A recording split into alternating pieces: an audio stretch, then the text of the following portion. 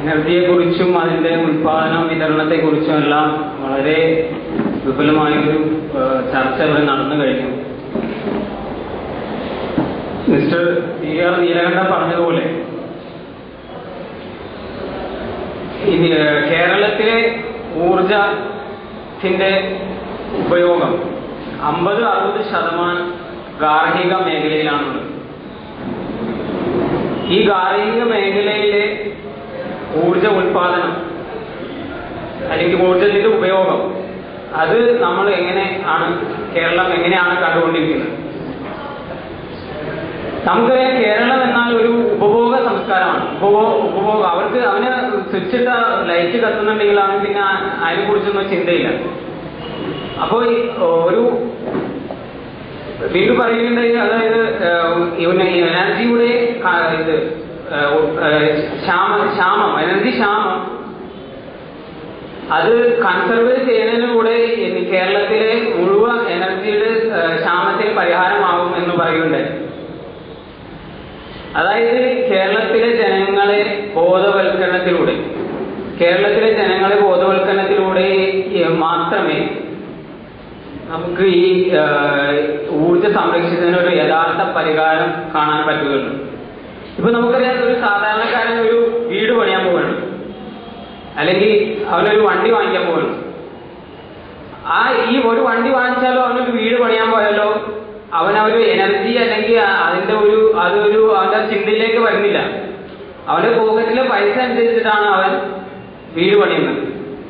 10 രൂപ കൊടുത്തിട്ടാണ് അവൻ ബൾബ് വാങ്ങിക്കാൻ ആ പൈസ ഉണ്ടെങ്കിൽ അവൻ ബൾബ് വാങ്ങിച്ചിടും, അല്ലാതെ അവൻ എനർജിയുടെ തരം നോക്കാം. അതല്ല, ഒരു കാർ വാങ്ങിക്കാനാണെങ്കിൽ അവൻ അയൽവക്കത്തെ വീട്ടിലെ കാറ് വലിയ കാറാണെങ്കിൽ അല്ലെങ്കിൽ സ്റ്റാറ്റസ് സിമ്പിളായിട്ടാണ് അവൻ കാർ വാങ്ങിക്കാൻ പോവുക. ഇവിടെയൊന്നും എനർജി അവനൊരു വിഷയമാവുന്നില്ല. ഇത്തരത്തിൽ കേരളത്തിലെ അവസ്ഥ വെച്ച് നോക്കുകയാണെങ്കിൽ എനർജി ഉൽപ്പാദിപ്പിച്ചുകൊണ്ടിരിക്കുന്ന എനർജി അത് കാര്യക്ഷമമായി അല്ല ഉപയോഗിച്ചുകൊണ്ടിരിക്കുന്നത്. അത്തരത്തിലൊരു ബോധവൽക്കരണം വളരെ അടിയന്തരമായി നമ്മുടെ സർക്കാർ അല്ലെങ്കിൽ മറ്റുള്ള സംഘടനകളിൽ നിന്ന് വളരെ അത്യാവശ്യമായി ഉണ്ടാകേണ്ടതുണ്ട്. അതാണ് ഞാൻ ആമുഖമായി സൂചിപ്പിക്കുന്നത്. എനർജി എങ്ങനെ മാനേജ് ചെയ്യാം? ഈ എനർജി മാനേജ്മെന്റിൽ വളരെ കൃത്യമായി നമ്മൾ മനസ്സിലാക്കണം. നമ്മുടെ വീട്ടിലാണെങ്കിലും അല്ലെങ്കിൽ നമ്മൾ സാധാരണക്കാരൻ കൂടുതലായിട്ട് ഇതായി വരുന്നത് ഗാർഹിക ആവശ്യങ്ങളും ട്രാൻസ്പോർട്ടേഷൻ, ഇതിലെല്ലാം നമ്മൾ എന്തോരം ഊർജം ഉപയോഗിക്കുന്നുണ്ട് എന്ന ഒരു കൃത്യമായ ഒരു അവലോകനം നമ്മൾ തീർച്ചയായും നടത്തേണ്ടതുണ്ട്. ആ ഒരു അവലോകനത്തിലൂടെ നമ്മൾ സാധ്യതകൾ കണ്ടെത്തണം. നമുക്ക് എവിടെയൊക്കെ ഊർജം നമുക്ക് ലാഭിക്കാൻ കഴിയും എന്നുള്ള ഒരു സാധ്യതകളുടെ ഒരു പഠനം നമ്മൾ സ്വന്തം രീതിയിൽ തന്നെ നടത്തേണ്ടതുണ്ട്. അതായത് ഇപ്പോൾ ഊർജത്തിന്റെ സംരക്ഷണം എന്ന് പറയുന്നത് അതൊരു പ്രത്യേക ടോപ്പിക്കായിട്ട് ഇങ്ങനെ പറയേണ്ട ആവശ്യമില്ല, എല്ലാവരുടെയും മനസ്സിലുണ്ടായിരിക്കുന്നത്. അതായത് ഞാനിപ്പോ ഇവിടെ പ്രസന്റേഷൻ നടന്നുകൊണ്ടിരുന്നപ്പോ ഞാൻ നോക്കിയായിരുന്നു, ഇവിടെ ഇങ്ങനെ ഫാനിങ്ങനെ 2 സൈഡിൽ ഫാന് ഓഫ് ചെയ്തിട്ടുണ്ട്. ഇവിടെ ആളില്ല, കമ്പ്യൂട്ടർ ഓണാണ്. പുറത്തോട്ട് നോക്കിയപ്പോ അവിടെ ട്യൂബ് കത്തിക്കൊണ്ടിരിക്കുകയാണ്, പകലാണ്. ആ ട്യൂബ് ഓഫ് ചെയ്താൽ നമുക്ക് എനർജി സേവ് ചെയ്യാം. അപ്പൊ അത്തരത്തിൽ നമ്മൾ ആവശ്യമില്ലാത്ത സാധനം അപ്പൊ തന്നെ ഓഫ് ചെയ്യാം. അതാണ് ബേസിക് പ്രിൻസിപ്പിൾ. ബേസിക് ആയിട്ട് നമ്മുടെ ഓരോരുത്തരെയും മനസ്സിലുണ്ടായിരിക്കുന്ന കാര്യമാണ്. നമ്മൾ ഉപയോഗിക്കുന്നില്ലെങ്കിൽ അത് ഓഫ് ചെയ്യുക എന്നുള്ളത്. ഈ എനർജി മാനേജ്മെന്റ് എന്തുകൊണ്ടാണ് ഇത്രയും ഇമ്പോർട്ടന്റ് ആയിട്ട് വരുന്നത്? നമുക്കറിയാം, ഈ പെട്രോളിന്റെ വിലയെല്ലാം ഇങ്ങനെ അനുദിനം കൂടിക്കൊണ്ടിരിക്കുകയാണ്. അതിന്റെ റിസോഴ്സസ് വളരെ ഡിമിനിഷിംഗ് ആണ്. അപ്പൊ അതിനനുസരിച്ച് ബാക്കിയുള്ള ഇതിന്റെ ഇമ്പാക്ട് നമ്മുടെ ഓരോ സാധനത്തിലും വന്നുകൊണ്ടിരിക്കുകയാണ്. ഇപ്പൊ എനർജി എന്ന് പറയുമ്പോൾ പെട്രോളിന്റെ വില കൂടുമ്പോൾ അതിനനുസരിച്ച് നമ്മുടെ ബാക്കിയുള്ള സാധനങ്ങൾക്കും വില കൂടിക്കൊണ്ടിരിക്കുകയാണ്. അതിനുള്ള ഇമ്പാക്ട് നമ്മുടെ സാധാരണ ജീവിതത്തിലും. പിന്നെ അറിയാം, ഈ എനർജി മാനേജ്മെന്റ്, അതായത് ലോകാടിസ്ഥാനത്തിൽ തന്നെ ഉൽപ്പാദിപ്പിക്കുന്ന എനർജിയുടെ 1/3 അത് ഉപയോഗത്തിലോട്ട് വരുന്നുള്ളൂ. ബാക്കിയുള്ളതും കംപ്ലീറ്റ് ട്രാൻസ്മിഷനിലോട്ട് അല്ലാതെ ഉപയോഗശൂന്യമായ രീതിയിലാണ് പോയിക്കൊണ്ടിരിക്കുന്നത്. പിന്നെ അറിയാം ഈ നമ്മുടെ പൊല്യൂഷൻ, ഇപ്പൊ എനർജി കൂടുതൽ ഉപയോഗിക്കുന്നതനുസരിച്ച് അതിന്റെ എൻവയോൺമെന്റ് ഇമ്പാക്റ്റും ഇതിൽ ഒരു പ്രധാന ഘടകമാണ്. പ്രധാനമായും നമ്മൾ ഉപയോഗിക്കുന്നത് ഇലക്ട്രിസിറ്റി ആൻഡ് ഫ്യൂവൽ ലൈറ്റ്.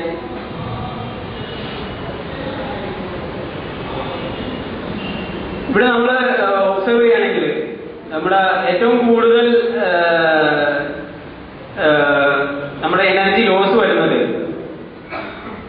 അതായത് നമ്മുടെ ഇക്വിപ്മെന്റ്സ് ഒന്നും പ്രോപ്പറായിട്ട് മെയിൻറ്റെയിൻ ചെയ്യാറില്ല. നമ്മുടെ ഇക്വിപ്മെന്റ്, അതായത് ഇലക്ട്രിക്കൽ ഇക്വിപ്മെന്റ് ആയാലും കാറുകളൊക്കെ ആയാലും പ്രോപ്പറായിട്ടുള്ള മെയിൻ്റെനൻസ് ചെയ്യാറില്ല. അതിന്റെ എഫിഷ്യൻസി നമ്മൾ കീപ്പ് ചെയ്യാറില്ല.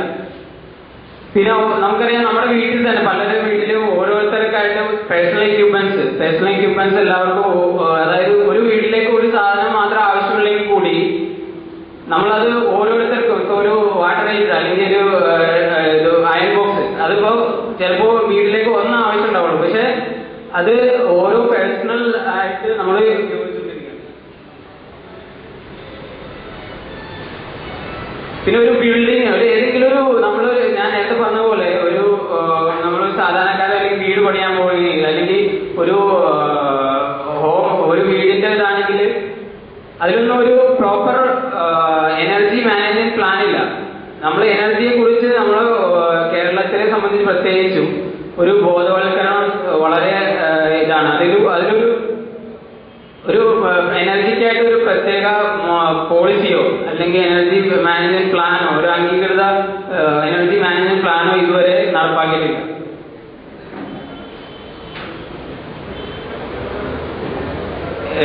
ഏറ്റവും കൂടുതൽ ഇതിൽ ചെയ്യാൻ പറ്റുന്നത് 10 to 15% എനർജി നമുക്ക് സേവ് ചെയ്യാൻ പറ്റുന്നത് എങ്ങനെ, ഈ സെൽഫ് അവയർനെസ് ആൻഡ്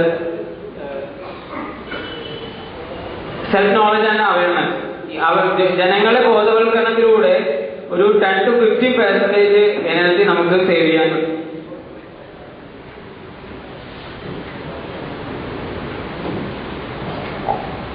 അത് എനർജി സേവിങ് നമുക്ക് പേഴ്സണലായിട്ട് നമുക്ക് റിവ്യൂ ചെയ്യാം, അല്ലെങ്കിൽ ന്യൂസ് ലെറ്റർ. ഇതൊരു മെയിനായിട്ട് ചെയ്യുന്നത് ഡെയിലി റൂട്ടീനാക്കാം. നമ്മുടെ എല്ലാവരെയും മനസ്സിൽ എപ്പോഴും ഒരു പ്രത്യേക സാഹചര്യത്തിൽ മാത്രമേ എനർജി മാനേജ്മെന്റ് അല്ലെങ്കിൽ എനർജി എഫിഷ്യൻസി അല്ല, എപ്പോഴും നമ്മുടെ ജീവിതത്തിൽ മുഴുവനും എനർജി കൺസർവേഷൻ എപ്പോഴും പാലിക്കേണ്ടതാണ്. പിന്നെ അറിയാം, നമ്മുടെ ഇപ്പോ കേരളത്തിനെ സംബന്ധിച്ചിടത്തോളം എനർജി ടെക്നോളജി അപ്ഗ്രേഡേഷൻ ഇപ്പൊ പല ഇതിലും നമുക്കറിയാം. ഇപ്പൊ റെഫ്രിജറേറ്റർ ആണെങ്കിലൊക്കെ പല എനർജി ലെസ് എനർജി യൂസ് ചെയ്യുന്ന എക്യുപ്മെന്റ്സ് എല്ലാം വരുന്നുണ്ട്. പക്ഷെ അതിലെല്ലാം അത് എന്തോരം സർക്കാരിൽ നിന്നുള്ള സബ്സിഡിയും മറ്റു കാര്യങ്ങളെല്ലാം അതിലോട്ട് വരുന്നുണ്ട് എന്നതിനെ ആശ്രയിച്ചിരിക്കും കേരളത്തിലെ ജനങ്ങൾക്ക് അത് ഉപയോഗിക്കാൻ കഴിയുമോ എന്നുള്ളതിനെ കുറിച്ച് ഇത്.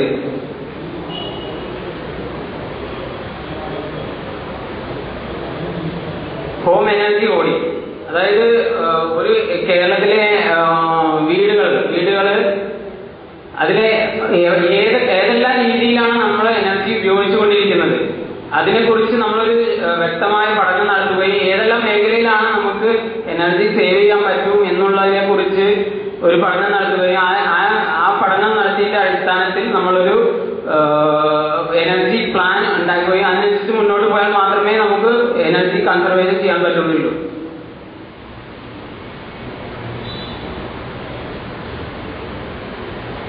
എല്ലാ എക്യുപ്മെന്റ്സും നമ്മൾ ഉപയോഗിക്കുന്നില്ലെങ്കിൽ ബേസിക് പ്രിൻസിപ്പിൾ ആണ്, ഉപയോഗിക്കുന്നില്ലെങ്കിൽ അത് അൺപ്ലഗ് ചെയ്യാം. പിന്നെ കേരളത്തെ സംബന്ധിച്ചിടത്തോളം ചില കാര്യങ്ങൾ, അതായത് നല്ല ഒരു എനർജി കൺസർവ്ഡ് പ്ലാൻ അല്ലെങ്കിൽ ഇൻഡസ്ട്രി അല്ലെങ്കിൽ ഒരു ഹോമിനായിട്ട് അവാർഡ് നമുക്ക് സർക്കാർ തലത്തിൽ അവാർഡുകൾ പ്രഖ്യാപിച്ചു കഴിഞ്ഞാൽ അതിന് അതിൻ്റെതായ മാറ്റങ്ങളുണ്ടാവും. പിന്നെ ഇത് ബേസിക്കായിട്ട് വേണ്ടത് സ്കൂൾ ലെവലിൽ നിന്ന് തന്നെ, അതായത് സ്കൂൾ കുട്ടികളിൽ നിന്ന് തന്നെ അല്ലെങ്കിൽ സ്കൂളിൽ ഒരു പ്രത്യേക ടോപ്പിക്കായിട്ട് ഈ എനർജിയുടെ വിഷയം കൊണ്ടുവരികയും ആ തലത്തിൽ ഉയർന്നു വന്നാൽ മാത്രമേ ഇനി വരുന്ന തലമുറയും ആ എനർജിയെ കുറിച്ച് ബോധവാന്മാരാവുകയും ചെയ്യുള്ളൂ.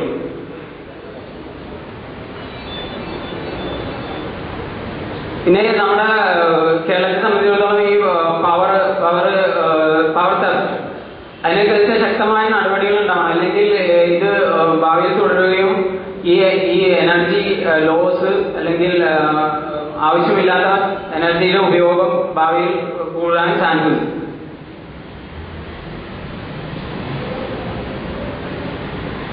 ഇതാണ് എനർജി സേവിങ്. ലൈറ്റിംഗ് സിസ്റ്റത്തിലെ ഇത് എനർജി നമുക്ക് 50% സേവ് ചെയ്യാം. ലൈറ്റിംഗ് കൺട്രോൾ, അതായത് ലൈറ്റിംഗിന്റെ മറ്റേ ബൾബ് മറ്റേ ഫ്ലൂറസെന്റ് ലാമ്പൊക്കെ ഉപയോഗിച്ചുകൊണ്ട് 10% സേവ് ചെയ്യാം. അവയർനെസ് ട്രെയിനിങ് കൊടുത്തുകൊണ്ട് 10 to 50% വരെ നമുക്ക് എനർജി സേവ് ചെയ്യാൻ പറ്റും.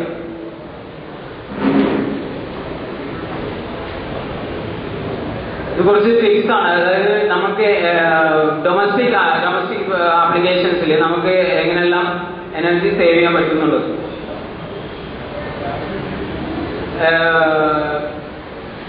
അതായത് നമ്മളൊരു പാചകം ചെയ്യുമ്പോഴാണെങ്കിൽ അത് എല്ലാം പാചകം ചെയ്യുന്നതിന് മുന്നേ തന്നെ അത് നമ്മുടെ എല്ലാ ആക്സസിബിൾ എല്ലാ സാധനങ്ങളും ഇൻഗ്രീഡിയൻസ് എല്ലാം അടുത്തുള്ളൂ എന്ന് ഉറപ്പുവരുത്തിയതിനു ശേഷം നമ്മൾ സ്റ്റവ് ഓൺ ചെയ്യുക. ഇതെല്ലാം ചെറിയ ചെറിയ കാര്യങ്ങളാണ്, എന്നാലും അതിന്റെ ഇമ്പാക്ട് വളരെ വലുതാണ്.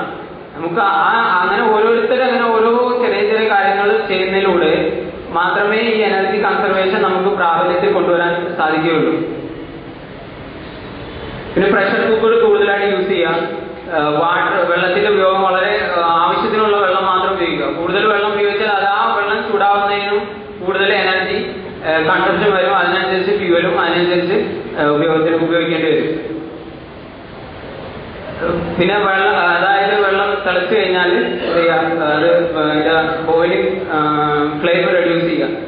പിന്നെ നമ്മൾ പാചകം ചെയ്യുന്നതിന് മുന്നായിട്ട് സാധനങ്ങൾ വെള്ളത്തിലിട്ട് കുതിർത്തതിന് ശേഷം പാചകം ചെയ്യാം.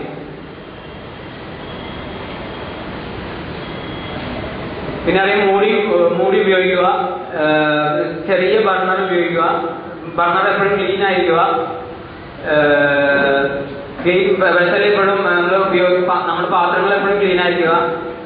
പിന്നെ ഫ്രിഡ്ജിൽ നിന്നൊക്കെ എടുത്ത സാധനങ്ങളാണെങ്കിൽ അത് ഒന്ന് തണുപ്പിച്ച സാധനങ്ങൾ ഒന്ന് ഇതായതിനു ശേഷം മാത്രം കുക്ക് ചെയ്യാൻ ഉപയോഗിക്കുക. അല്ലെങ്കിൽ അത് ചൂടാവാനായിട്ട് കൂടുതൽ എനർജി എടുക്കും.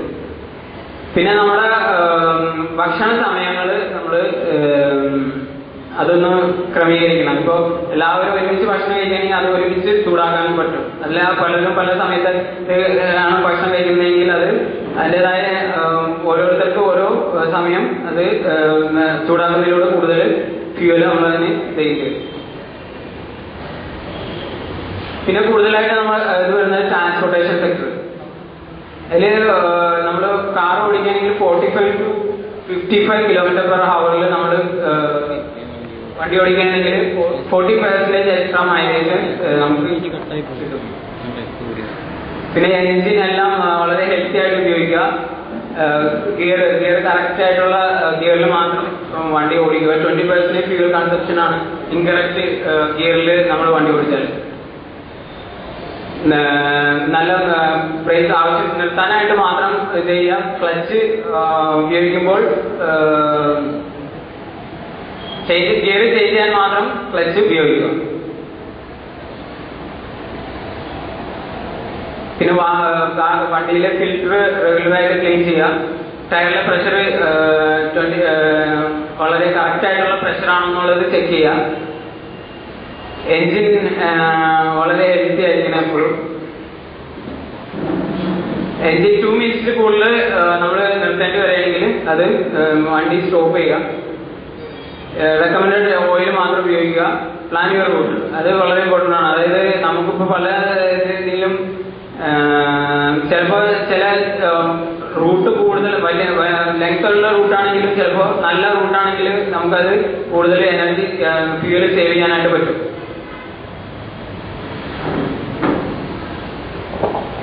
പിന്നെ ലോഡ് റെഡ്യൂസ് ചെയ്യുക.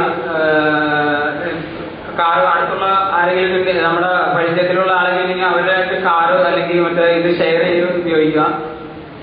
അതൊക്കെയാണ് ട്രാൻസ്പോർട്ടേഷൻ സെക്ടറിൽ നമ്മൾ ശ്രദ്ധിക്കേണ്ട കാര്യം. ഇനി നമ്മുടെ ഈ എനർജി സെക്ടറിൽ നമുക്ക് ഇത് കേരളത്തിനെ സംബന്ധിച്ചിടത്തോളം ചില ഒബ്സ്റ്റക്കിൾസ് ആണുള്ളത്, പ്രതിസന്ധികൾ. Lack of technical knowledge. അതായത് ഞാൻ നേരത്തെ സൂചിപ്പിച്ചതുപോലെ കേരളത്തിലെ ജനങ്ങൾ ഈ എനർജി കൺസർവേഷനെ കുറിച്ച് ബോധവാന്മാരല്ല. അപ്പൊ അതിന് നമ്മുടെ ഒരു പ്രതിസന്ധിയാണത്. പിന്നെ അറിയാം നമ്മുടെ ട്രഡീഷൻസ്, അതായത് നമ്മളിപ്പോ വീട്ടിൽ ഉപയോഗിക്കുന്ന സാധനങ്ങളൊക്കെ ആണെങ്കിൽ ചിലപ്പോൾ ഒരേ ബ്രാൻഡഡ് ഐറ്റം ഉപയോഗിക്കുക. അതിനൊന്നും നമ്മൾ എനർജി സേവിങ്സ് ഒന്നും നോക്കാറില്ല. ബ്രാൻഡഡ് ഐറ്റംസ് ട്രഡീഷൻസ് നമ്മളെ അതിനെ ഇമ്പാക്ട് ചെയ്യുന്നുണ്ട്. പിന്നെ അതിന്റെ കോസ്റ്റ്, സാധാരണക്കാർക്ക് അപ്രാപ്യമായിട്ടുള്ള ഇപ്പൊ ടെക്നോളജി അപ്ഗ്രേഡ് ചെയ്ത എക്യുപ്മെന്റ്സും അവൈലബിൾ ആണെങ്കിലും മാർക്കറ്റിൽ അവൈലബിൾ ആണെങ്കിലും അത് സാധാരണക്കാർക്ക് അപ്രാപ്യമായ വിലയിലല്ല ഉള്ളത്. പിന്നെ മോട്ടിവേഷൻ ആൻഡ് സബ്സിഡി ഗവൺമെന്റ് തലത്തിൽ സബ്സിഡി ഈ എനർജി സേവിംഗ് എക്യുപ്മെന്റ്സിന് വന്നാൽ മാത്രമേ അത് സാധാരണക്കാർക്ക് ഇതായിട്ടുള്ള ഇതിൽ എത്തുള്ളൂ. പിന്നെ അറിയാം നമ്മുടെ വീട്ടിലെല്ലാം ഡിസിഷൻ മേക്കിംഗ്, ചിലപ്പം വീട്ടിലെല്ലാം ഒരാളായിരിക്കും തീരുമാനിക്കേണ്ടത്. അത് ആ ഡിസിഷൻ മേക്കിംഗ് വളരെ ഇമ്പോർട്ടന്റ് ആണ്. എനർജി സേവ് ചെയ്യണോ വേണ്ടെന്നുള്ള ഒരു കമ്പനിയുടെ ആണെങ്കിലും ആ കമ്പനിയുടെ പ്രോഫിറ്റ് അനുസരിച്ചിട്ടായിരിക്കും ചിലപ്പോ അവിടുത്തെ മാനേജർ അല്ലെങ്കിൽ ഡിസിഷൻ എടുക്കുക. അവിടെ എനർജി സേവിങ് വളരെ കൺസിഡർ ചെയ്താൽ മാത്രമേ നമുക്കത് പ്രാബല്യത്തിൽ കൊണ്ടുവരാൻ സാധിക്കുകയുള്ളൂ.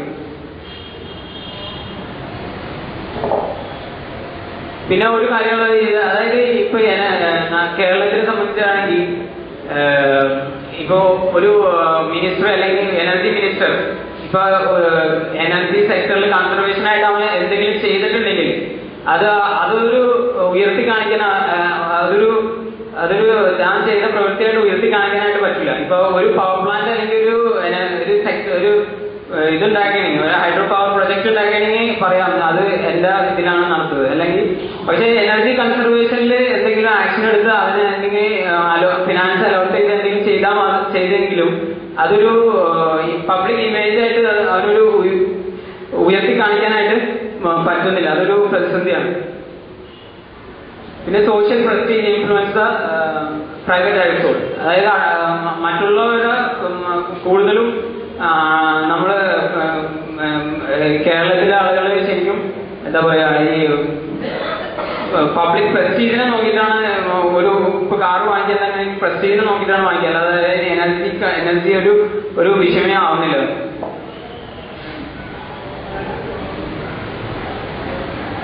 ബേസിക് തിങ് ഇതാണ്, അതായത് ഉപയോഗിക്കുന്നില്ലെങ്കിൽ നമ്മൾ അത് സ്വിച്ച് ഓഫ് ചെയ്യുക എന്നുള്ള ബേസിക് പ്രിൻസിപ്പിളാണ് എനർജി കൺസർവേഷനിൽ ചെയ്യാനുള്ളത്. ഇതൊരു എനർജി കൺസർവേഷൻ എന്ന് പറഞ്ഞാൽ ഒരു റോക്കറ്റ് സയൻസ് ഒന്നുമല്ല, എല്ലാവർക്കും വളരെ സിമ്പിളായിട്ട് ചെയ്യാവുന്ന കാര്യമുള്ളൂ. അതിന് നമ്മൾ എപ്പോഴും അതിനെക്കുറിച്ച് ഒരു ബോധവാന്മാരായിരിക്കണം എന്ന് മാത്രം. അപ്പോൾ ഇത്രയേ ഉള്ളൂ ഇതിന്റെ എനർജി കൺസർവേഷൻ ഇതിൽ.